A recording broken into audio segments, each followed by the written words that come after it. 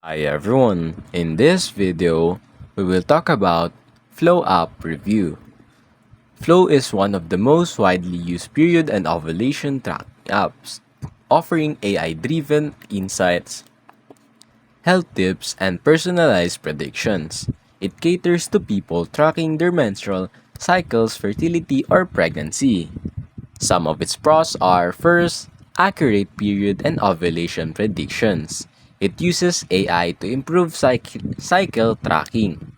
Next is health insights and reminders. Offers articles, symptom analysis, and notification. Next is pregnancy mode. Helps track fetal development with tips for expectant parents. Community support, anonymous chat groups for discussions on women's health. Next is integrations. Work with Apple Health, Google Fit, and Fitbit. Next is discreet and secure. Strong privacy settings and anonymous mode. Lastly is PCOS and irregular cycle supports. Adapts to different cycle patterns.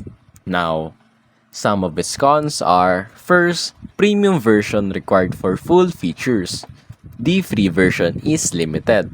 Second, data privacy concerns in the past. It faced scrutiny over data sharing, but now it is improved. Lastly, not a certified birth control method. You shouldn't be solely relied on for contraception. Now, who should use Flow? Anyone tracking their period, ovulation, or pregnancy. Lex is people with irregular cycles who need better predictions.